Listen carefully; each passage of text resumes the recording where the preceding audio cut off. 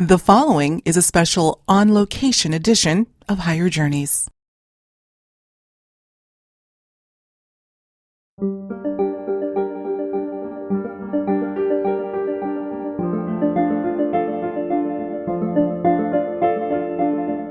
Millions around the world are familiar with the channeled wisdom of Bashar, empowered messages for living that Darryl Anka has delivered to both audiences and individuals for nearly 35 years.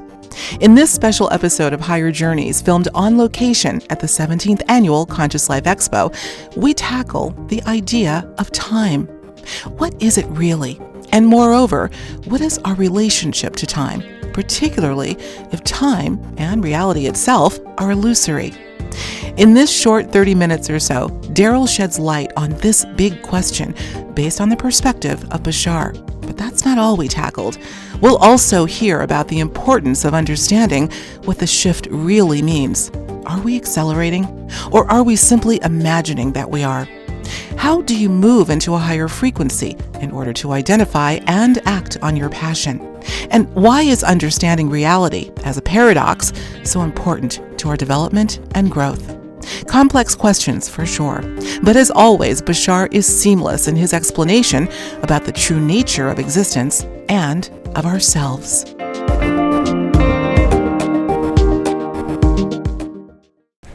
Well, look who I've got here with me, Mr. Darryl Anka, known for channeling Bashar. But to me, he's just Darryl because I consider you a friend. We have not had a proper chat for close to 8 years now when we were last in Connecticut at a tapas bar talking about all things, everything that you can imagine under the sun. But I am so delighted that you're here with me at the Conscious Life Expo, 17th Annual Conscious Life Expo in Los Angeles, of which you will be giving, well, I keep saying giving a speech. It will not be you, it will be Bashar. Yes. But you'll first show up and then we'll go into Bashar. And I will, and he'll come through with the topic he's going to talk about, which is going to be about time and the idea that the past, the present, and the future exist within us and how we can use that knowledge to our benefit. So I'll be talking about that, or he will, tonight. Okay, great. Well, let's talk about that.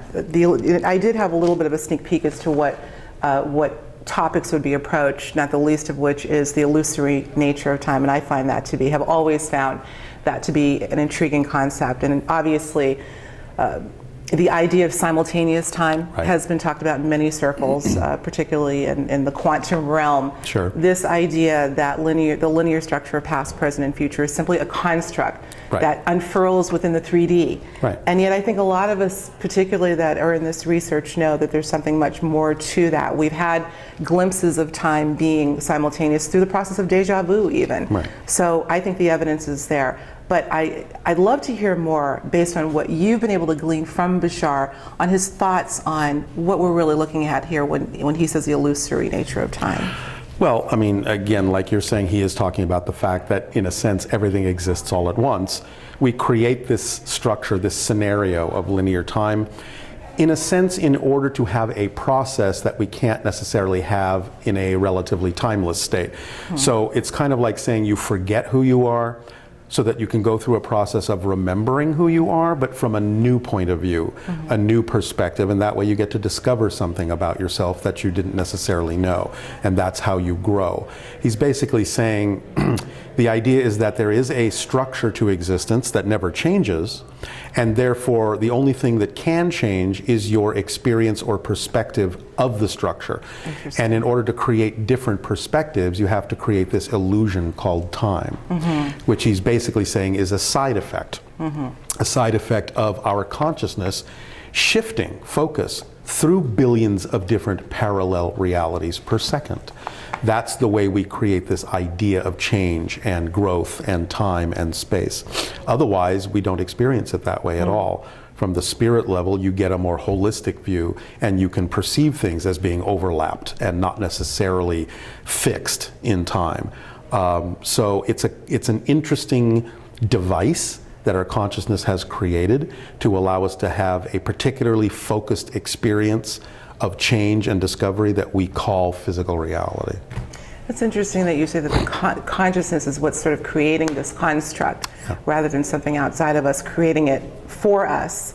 Right, There are a no, lot of it's- factors here. What I really want to get to, Darryl, is what's happening right now. Now, I know that Bashar's is perennial wisdom, but I do think, and I think you may agree, that there is this sort of acceleration.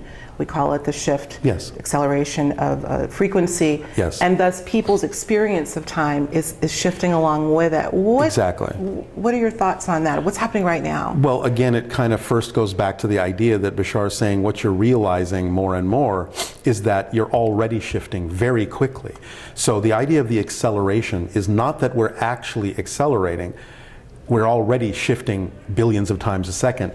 But when your consciousness becomes more aware of the fact that you're already shifting, you experience that awareness in physical terms as an acceleration, because you're starting to get closer to the frequency at which you actually are changing.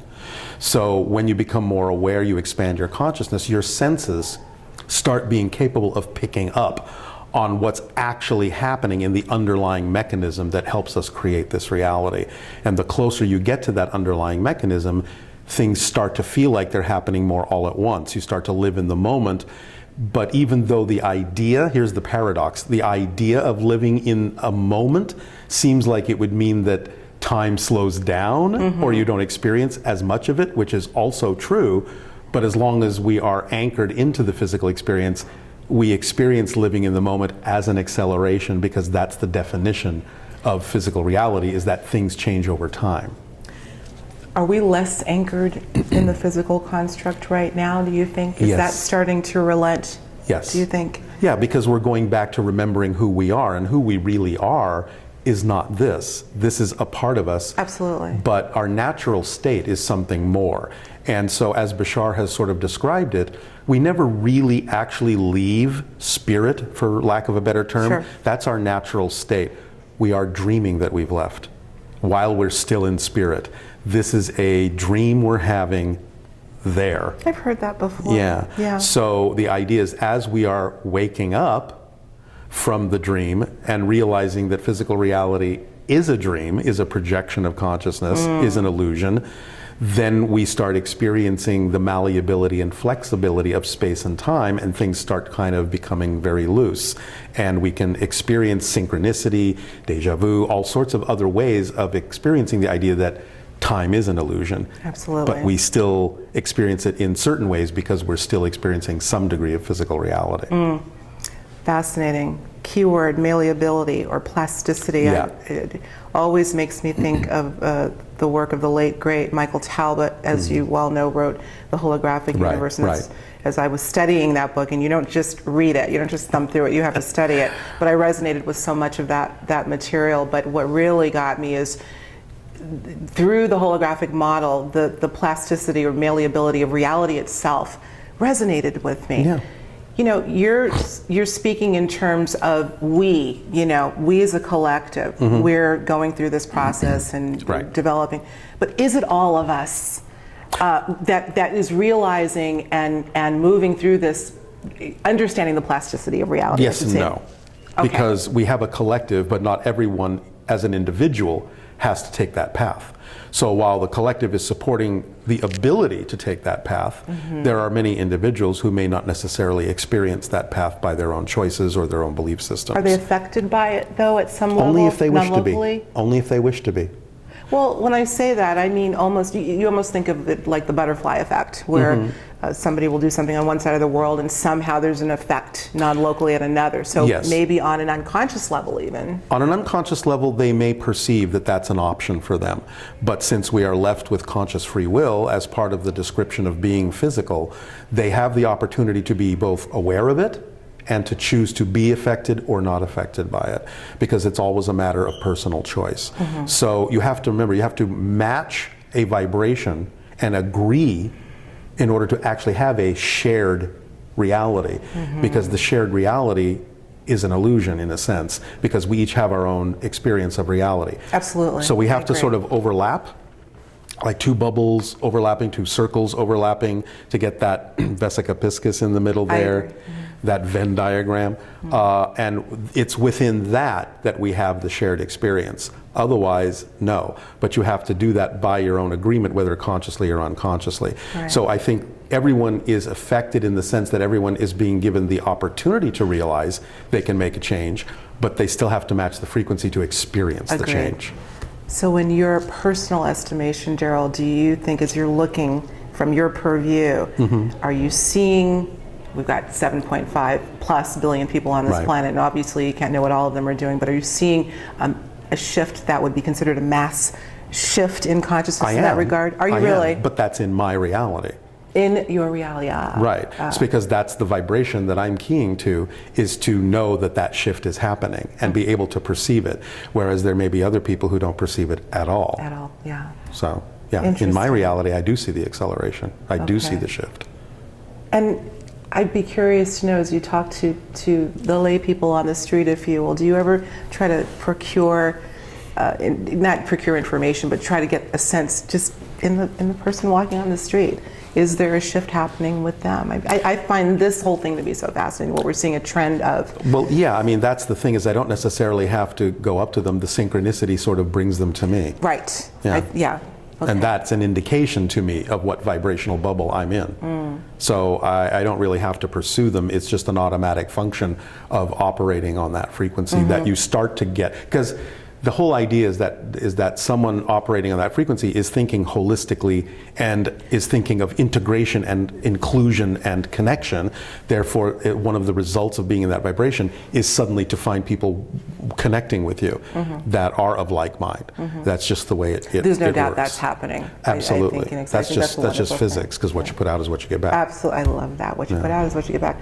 Let's talk about going with the flow. This is obviously an aphorism that's been used throughout the ages, but it's also something that Bashar has adopted, and I think I can quote him here where he says, we need to do, not to surrender control.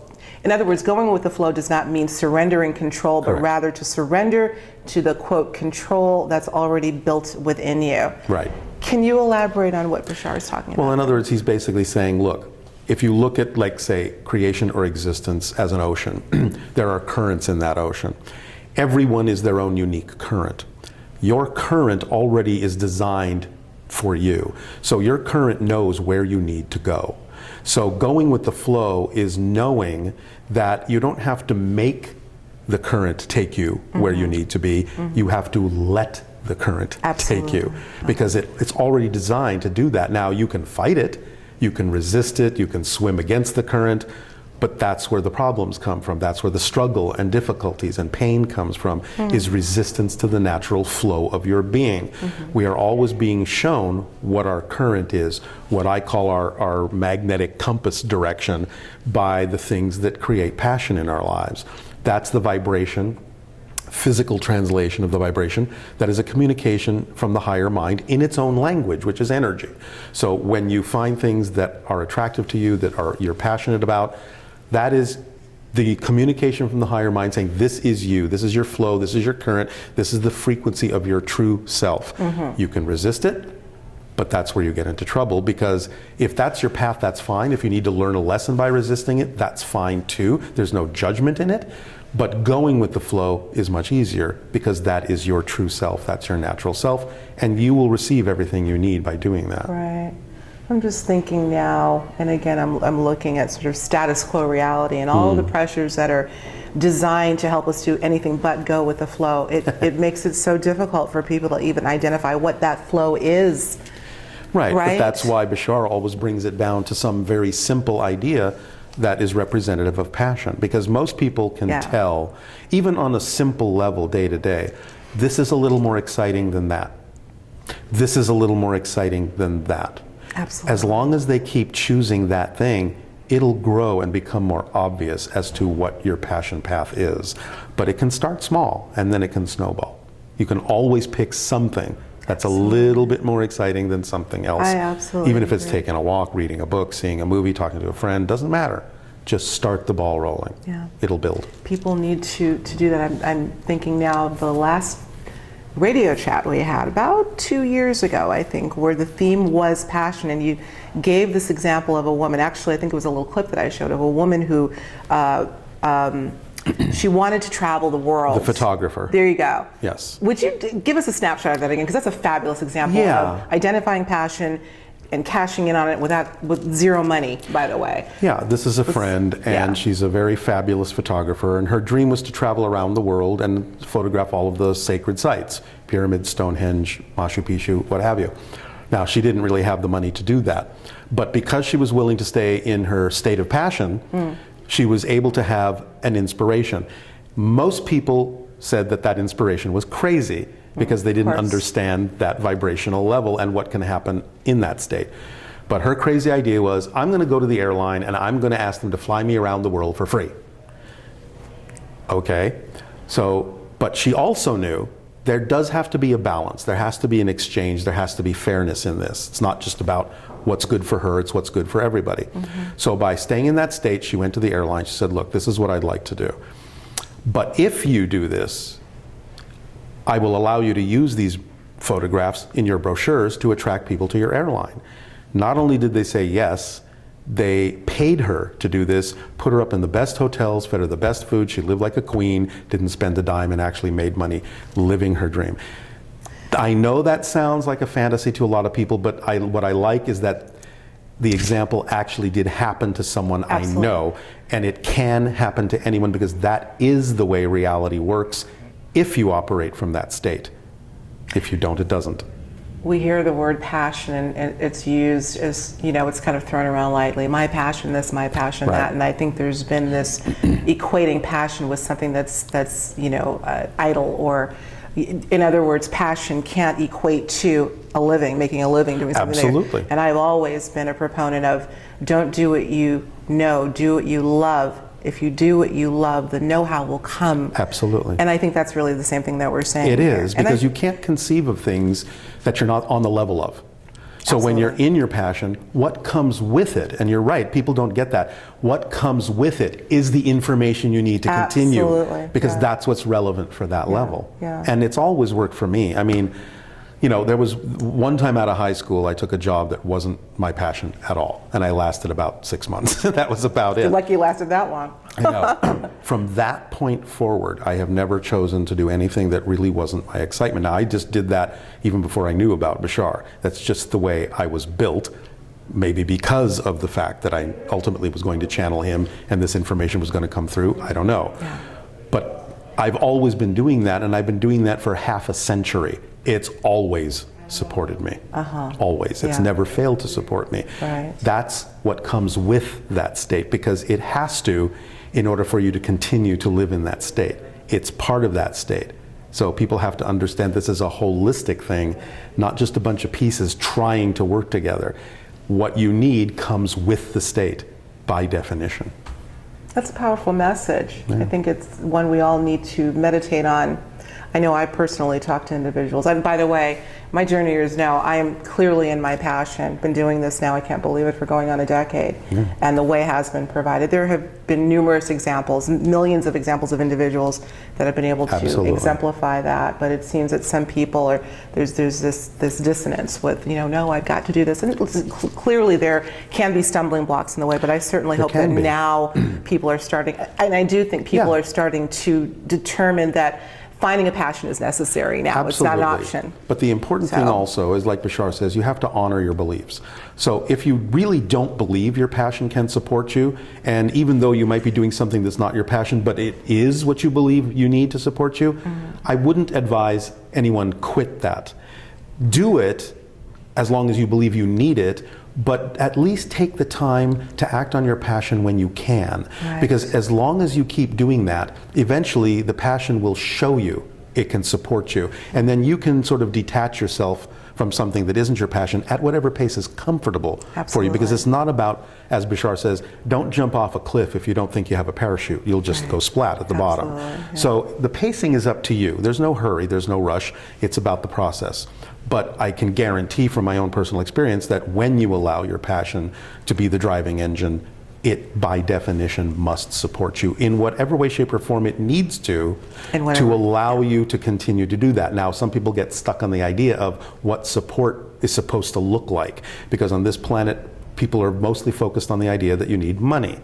As we said in the example of the photographer, that's not always true. There are other forms of abundance. Being given a gift is a form of abundance. Synchronicity is a form of abundance. Trading for something like she did is a form of abundance. Exactly, yeah. And imagination is a form of abundance. Let's talk about imagination.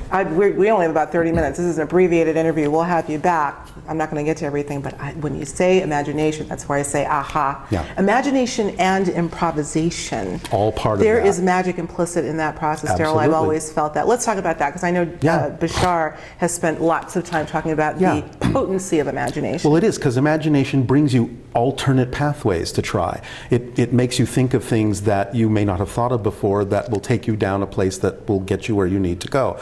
Imagination, according to Bashar, is the actual conduit of communication from the higher mind. You're given probabilities. You're thinking of outside the box. You're thinking of new ways you can do things. And that opens doors that you might not otherwise have been able to open. So imagination is a very powerful form of abundance because it brings probabilities to you may not have thought of otherwise. And yet so many people, again, I talk about today, are loath to spend enough time to exercise imagination. It reminds me of the imaginal realm, the work of French philosopher Henri Corbin, I believe, and I wrote about him in my book, about the imaginal realm, that there's actually almost a science to this process of going into a state, and you can exercise it any way you want. You know, it's a form of visualization, but it's more than that. It is. It's resonance, it's energy, it's frequency, it's vibration. Absolutely. Everything is. And again, it has to be matched then, if it's animated enough. Absolutely. You have to match the frequency. If you're not in the same wavelength, you can't experience what is germane to that wavelength. Right. You have to be there before you can experience it.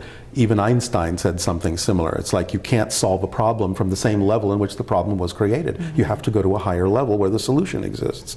So it's all about resonance. It's all about matching the frequency that contains what you need, instead of staying on the frequency where the challenge was created. Absolutely. Yeah. Well, fear obviously has been you know, a constant for generations in preventing us from feeling free. But it's not the fear that prevents us, it's our definition of what fear is that prevents us. Fair enough. Because Bashar has said, make fear your friend. Because fear is just telling you, hey, there's something in your beliefs that's not working for you. That's why you're afraid. You're out of alignment. Again, it's frequency, it's energy, it's resonance. What we experience physically as the sensation of fear is something that's out of alignment energetically in you. So if you go, thank you for bringing that to my attention, fear. Now I can figure out what I would have to believe is true about myself, what I think is true about myself, in order to feel this. Because it's putting you in touch that something's out of alignment. That's a positive thing, and that's a positive way to use fear. Okay, I get that. So it's our definition of fear that gets us into trouble, not so much the fear itself. That's something to really ponder. So I'm thinking about fear that is imposed, or at least the perception of it being imposed upon us by, let's say, outside factions. I mean, let's be clear. Fear is being pushed through our medias daily. Of course, because that keeps us at a level where we can't necessarily find our way out.